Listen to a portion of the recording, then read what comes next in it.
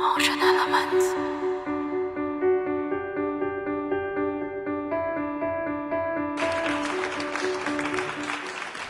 Me interesa compartir una pregunta que me he planteado por la relación que tengo con muchos amigos que también tienen labor docente y como parte de mi historia personal también. La pregunta es, ¿vale la pena ser maestro? Y es algo que a algunos les parecerá obvio, sin embargo a mí no me lo parece. ¿Por qué? Porque en principio yo no quería ser maestro. Y voy a tratar de decir de dónde venía esa inquietud. Una parte fundamental fue que cuando yo estaba estudiando, realmente muchos maestros no me inspiraron, no me motivaron, porque realmente lo que hacían es en la clase referirse al libro y todos trabajábamos en el libro, hacíamos los ejercicios del libro y teníamos muy poca conducción. Eran clases súper aburridas. Pero hubo otros que hicieron una labor extraordinaria, no solo para enseñarme o español o geografía o matemáticas, sino para enseñarme cómo ser una buena persona, cómo conducirme en la vida. Y eso fue fantástico para mí. Hubo otros que lograron incorporarme en las partes de la matemática y de la ciencia en general. Pero realmente, pues, cuando se me presentaba la oportunidad de pensar en si iba a desarrollarme como maestro, pues realmente no me gustaba mucho la idea, con esa imagen que yo tenía del grueso de maestros que había tenido. Y seguí mi trayectoria, estuve pensando en qué hacer, pues era un mozalbete, no tenía ni idea de lo que quería con mi vida, y poco a poco me fui involucrando con algunas cosas.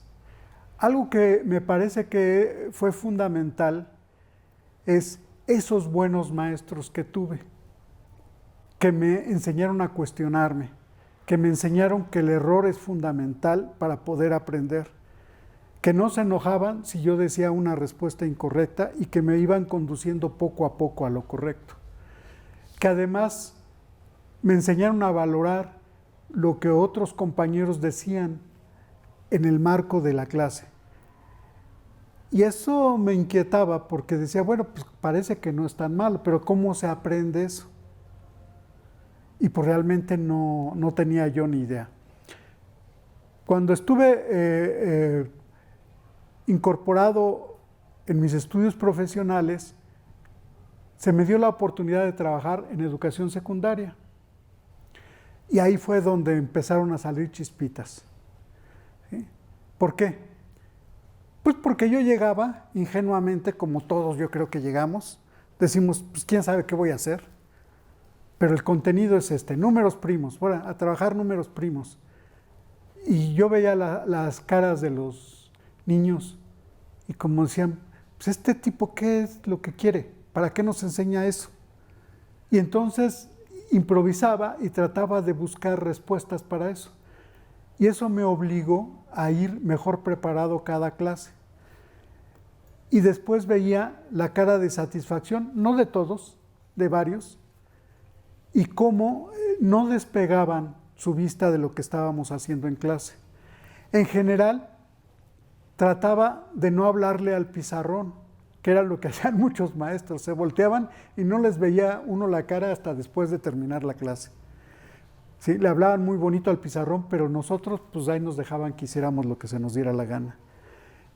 Pero me di cuenta que había una importancia en esa actividad que era la relación humana. Cómo desde esa posición nosotros podríamos motivar a los estudiantes a plantearse preguntas y a conducir su vida en alguna rama, no necesariamente en matemáticas, pero levantarles ese interés. Recuerdo que incluso a mí me gustaba leer, llevé cuentos donde hablaban de cosas de matemáticas y se los leía y pues como que se aburrían.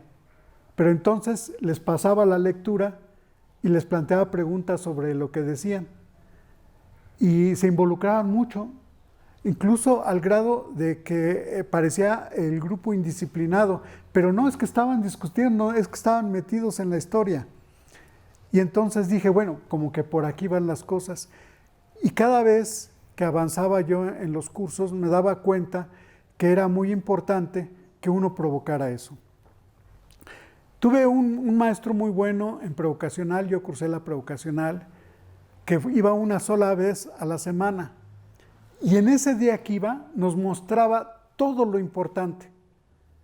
Tenía una capacidad de síntesis, nos enseñaba los trucos en dónde poner la atención y no teníamos que hacer tantos ejercicios, ya sabíamos que iba. Bueno, nos hizo un poco flojos porque nos desarrolló habilidades que otros no desarrollaban. Y a partir de ahí, pues realmente ya sabía yo cuál era la respuesta. Cuando ya no tenía que ir a clases necesariamente, porque pues, las escuelas eran más abiertas en educación superior, pues mejor me quedaba durmiendo en mi clase. ¿Para qué voy a ver a un maestro que me está dando la espalda todo el tiempo y dice cosas muy raras que las tengo en el libro y las puedo repetir en el libro tantas veces como yo quiera, ¿sí? Y los ejercicios, pues los hago con mis amigos y me divierto más porque platicamos de muchas cosas, etcétera, ¿no? Pero hubo dos maestros en particular. Bueno, eran tres, porque uno fue un curso que dieron en pareja, pero uno de ellos, en un curso de varias variables complejas, que me impactaba, porque lo que él enseñaba en clase no lo encontraba en ningún libro. Tenía una originalidad para tratar el tema que me obligaba a ir a su clase. Y además lo hacía muy bien, porque lo que yo no podía entender, él me lo aclaraba muy rápidamente. Y los otros maestros eran maestros que dieron un curso de topología algebraica y que pues yo entré con desgano. Uno de ellos era pues, casi mi amigo, nos llevábamos muy bien, pero se me hacía raro que fueran dos maestros. Yo decía, ¿a poco no tiene el valor de enfrentarnos uno solo? No, el plan era muy bueno. Uno nos daba el enfoque antiguo y otro nos daba el enfoque moderno. Y entonces aprendí muchas cosas de la matemática, por ejemplo, que la simbolización es muy importante, porque cambia mucho el panorama que tiene uno al estudiar cosas en matemáticas con una buena simbolización. Pero además entendí que todo era una trayectoria, que las ideas brillantes no venían en la primera vez, sino que eran parte de un proceso, ¿sí? Bueno, esto me ayudó mucho para que cuando yo trabajé en el bachillerato intentara cosas nuevas, al grado que todavía tengo un proyecto por ahí que se llama Matemáticas sin Fórmulas.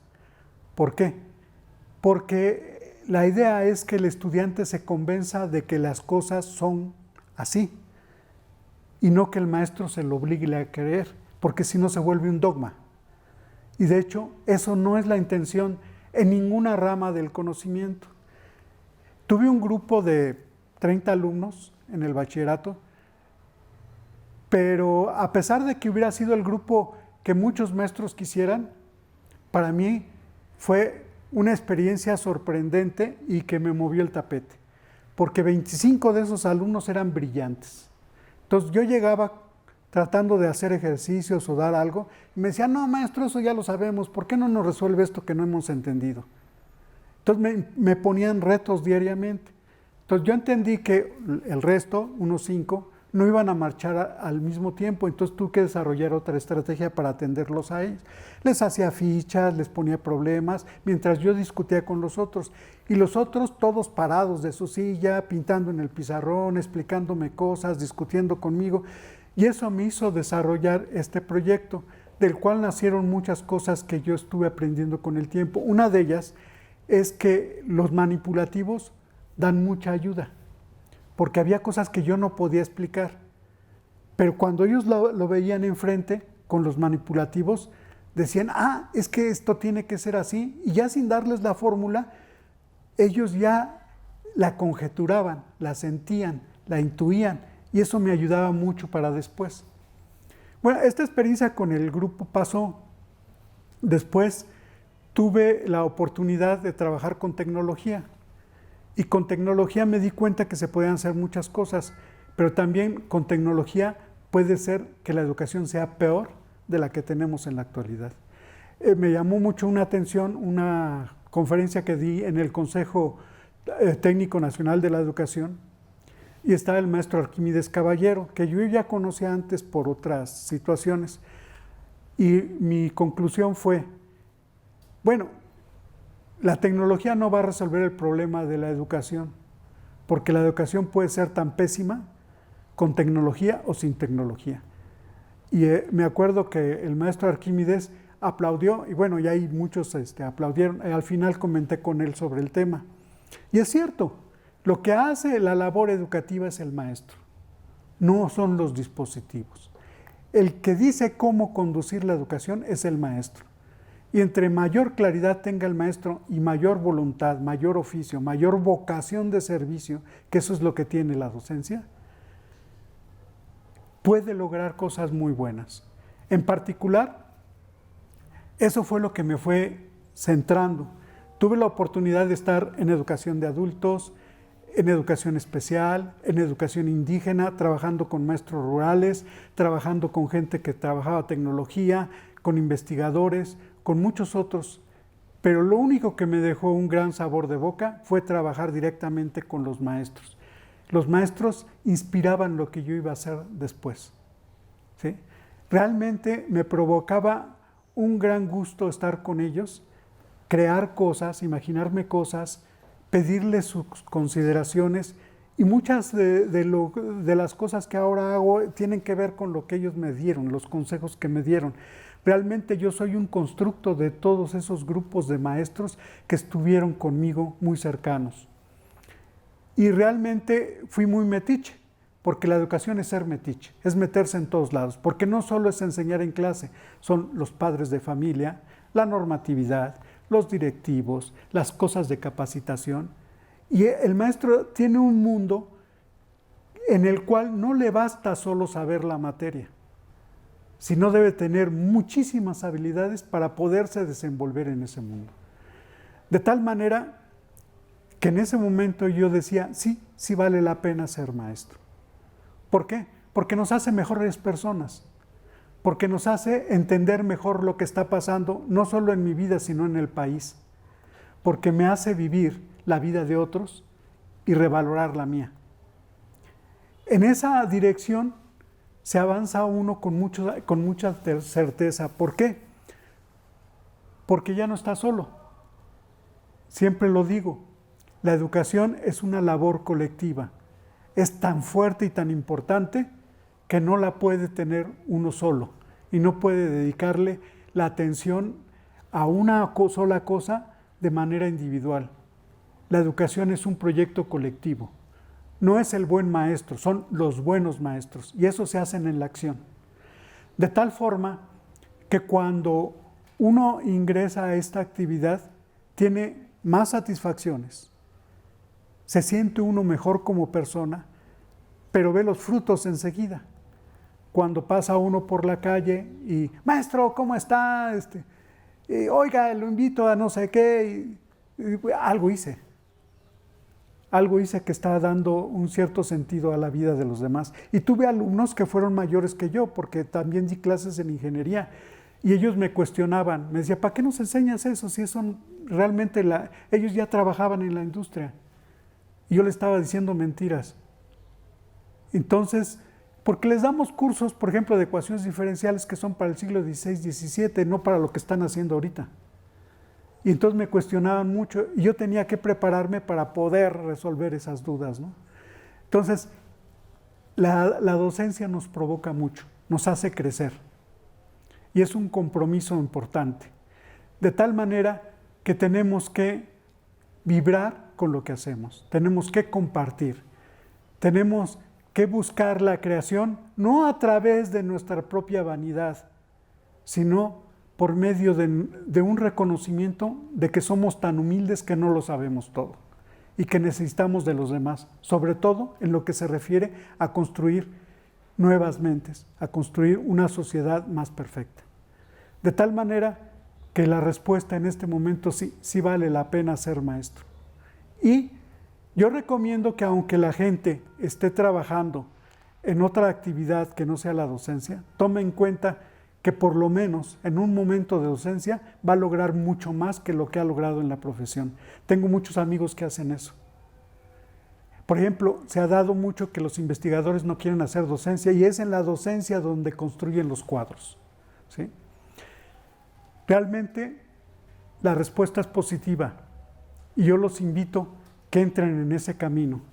Soy Eduardo Mancera Martínez, actualmente vicepresidente del Comité Interamericano de Educación Matemática, y ustedes saben que la AME los ama, así de que sigan la amando, porque la AME es una plataforma para no estar solos y para lograr un trabajo comunitario que nos permita avanzar con mucha fuerza. Muchas gracias.